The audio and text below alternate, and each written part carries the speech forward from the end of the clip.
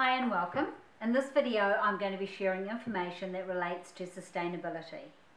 There are resources available in the topic block at Inditech Online if you'd like to have a look at those to refer to as well.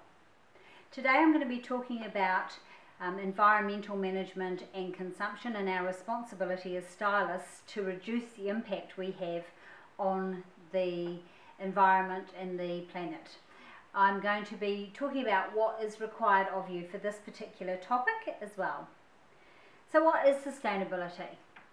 Sustainability is our capacity to endure as a planet. Our responsibility is to work towards maintaining the environment and making sure that our hairdressing or our life on this planet doesn't impact on the environment and spoil it for everybody else that comes along after us. So we all are hopefully going to have children or grandchildren one day, and we want to ensure that there is something for them to enjoy as well. So let's look at the two key areas of sustainability that we are going to be working on in our role as stylists. We need to think about developing a knowledge on environmental management and the consumption management. And what those refer to in terms of the environment is measuring and managing the impact of our hairdressing on the environment. And in terms of consumption, we're looking at measuring and managing our use and our consumption of the resources that are available to us. You'll need to identify waste and the impact of our waste on the environment. You'll need to identify ways that we can minimise hairdressing waste. We're going to look at safe recycling and ways that we can perhaps reuse or recycle. We're going to explain ways in which we can reduce our carbon footprint as a hairdresser or as a hairdressing salon. So let's look at the meaning and context of waste, because there's two meanings, if you think about it, of waste. The first context could be waste as in the residue or the leftover of something. Or we could look at it as the overuse and the wastage of a product or a resource. I think it's easy to think if we were wasting, for example, colour, and we think about the impact on the environment to produce a tube of colour. We have a manufacturing plant, we have people who have to work in that manufacturing plant who all have a carbon footprint getting to work, using vehicles. We have the manufacturing of the packaging, we have the freight, we have the wholesalers. There's just this huge chain of impact that comes from that one tube of colour. And the more colour we use, the more needs to be produced and the more effect it has on the environment. So if we think about waste as in using far too much colour and washing it down the sink, there is waste in overuse, but there is also waste in the byproduct. What happens to that product that we wash down the sink?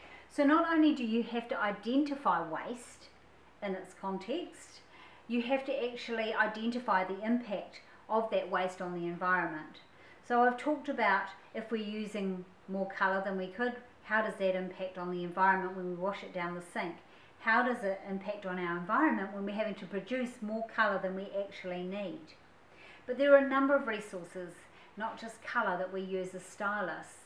There's our natural resources such as water, and there is electricity. And if we're going to be wasting those, how is that going to impact on our environment? We need to consider that, and you need to write about that.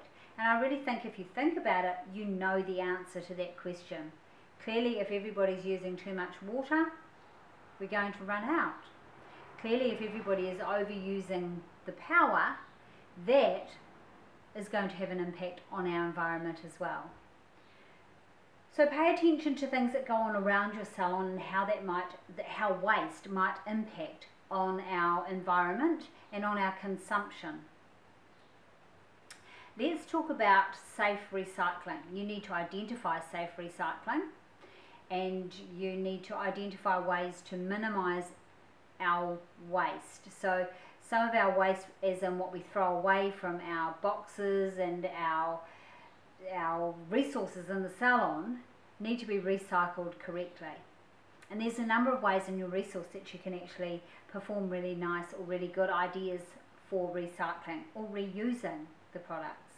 Just briefly, if we think about things like hair can be composted. Now some people say, oh, I don't know that I really want to be doing that in my garden. Well, you don't need to. At most green waste drop-off points, anything that is compostable is able to be dropped off at green waste. So at your recycling centre, you will actually see a place that has green waste, and you can actually keep your hair separate, make sure there's nothing else in it, and then take that down to the green waste area at the recycling centre. You can also compost the staff and clients' food scraps. So on occasion a client will come into the salon and they will have their hair done while they're having some food. Don't just throw the remnants of that into your general rubbish. You can compost all of your food scraps from your clients and your staff lunches. You can compost all of your coffee grounds from making your clients cups of tea and coffee. Tea bags break down, so they can be composted. A tea bag doesn't have to, the paper doesn't have to be taken off them. The tea bags can be composted. So there are a number of things, if you look around the salon, that you can actually compost quite adequately. Lots of other things in the salon, such as your cardboard and your paper, can be recycled. The brochures that get sent to you from the product suppliers and things like that can all be recycled at the recycling centre.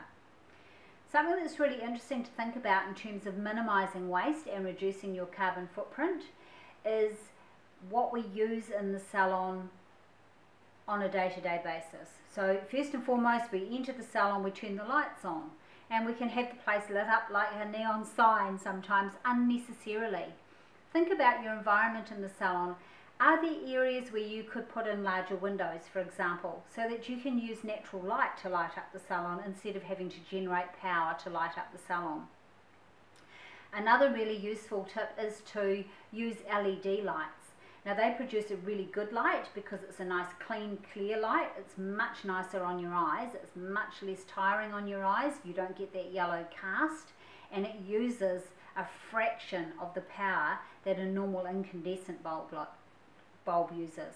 Now you can find information about this at the electricity companies, or even at your hardware store, going and chatting to them and finding out how that reduces not only the cost but also the effect of you overusing power. When we're using our electrical equipment, don't leave it all switched on. Don't leave the irons on for the whole day. Don't leave power switches on unnecessarily. If you don't think you need to have your display stands lit up, turn them off during the day. Clients can see the products. They don't need the lights all on using electricity. Think of ways you can reduce waste, and think of ways you can reduce your carbon footprint and your impact on the environment. Apart from electricity, one of the key areas that we see a lot of waste in our hairdressing world is water.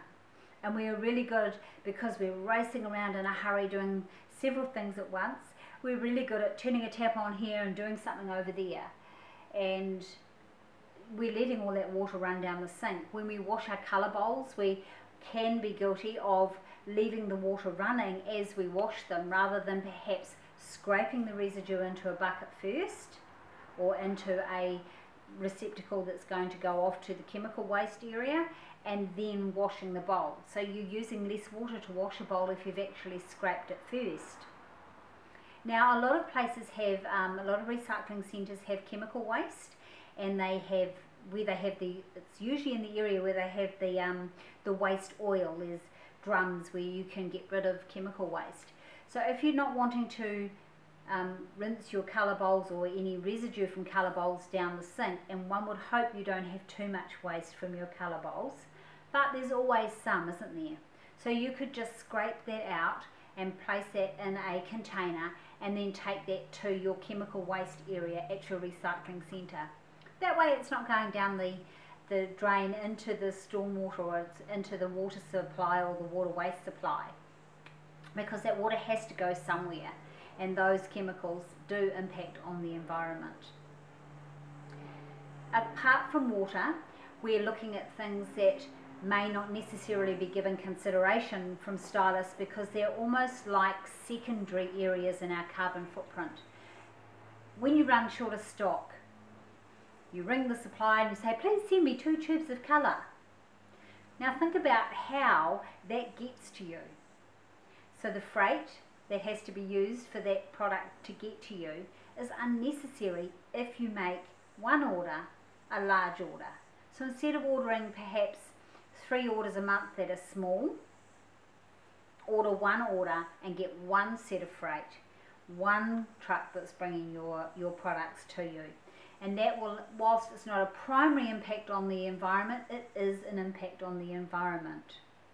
Again, thinking about the products and the resources that you use in the salon, whenever you're overusing, it doesn't matter if they're only cheap and they don't cost a lot of money, if you're overusing any of your resources, paper bags, plastic bags, anything that will have an impact on the environment, you are increasing your carbon footprint instead of reducing it. So you just have to pay attention to the little things like, do you need to give every client a card? That paper or cardboard has to come from somewhere. In today's world of computer technology, we have text reminders. We don't necessarily have to give a client a card if they have a smartphone. They can load their appointment into their smartphone and they don't need a card. So you're reducing the amount of consumption in that area.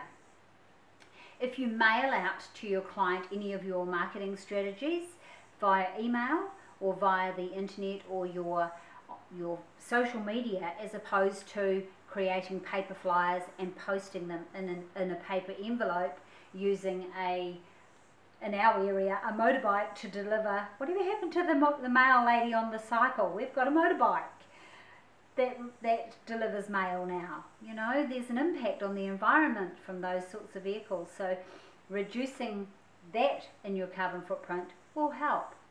There are many resources that are available online and in any bookstore or any hardware store to show you how to use a dryer. You know, there's like the star rating of your appliances to reduce electricity.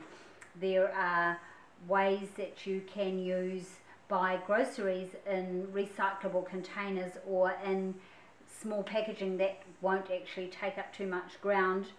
You know, you have the less bulky packaging that lies flat or recycled packaging.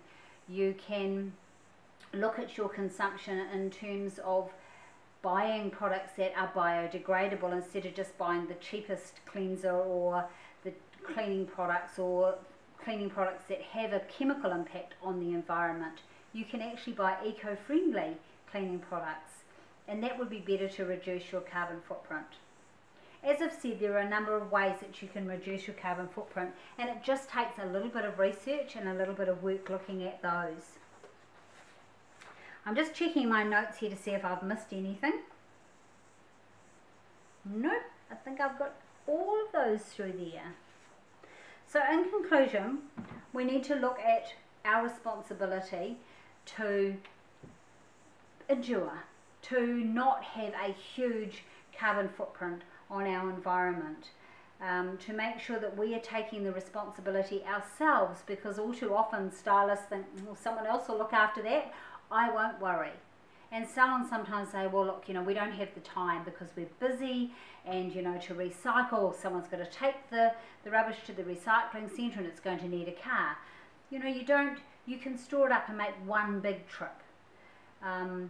If you're thinking about the staff using cars, and this is something I haven't actually covered, when you go to the supermarket, do you have to drive? Can you walk? Is it in close proximity? When you run errands, can you walk? Do you need a car? If you live in a big city where you live sort of and have to drive, can you carpool so that you're not having that impact on the environment, or use public transport? Oh, perish the thought. People are a little bit allergic to public transport, but think about how that could reduce, as a team, your carbon footprint. And you might make that a team goal for your year, that you're going to be focusing on reducing your carbon footprint, and as a team you will come up with ways outside of the using too much power and using too much water and recycling, that will help to reduce your carbon footprint. And it may well be that you are using public transport or walking to work. You might decide to do a team fitness and decide that everybody's going to be walking to work and home, because you're all going to be fit and trim and all of those sorts of things. So just don't leave it to everybody else to be environmentally conscious.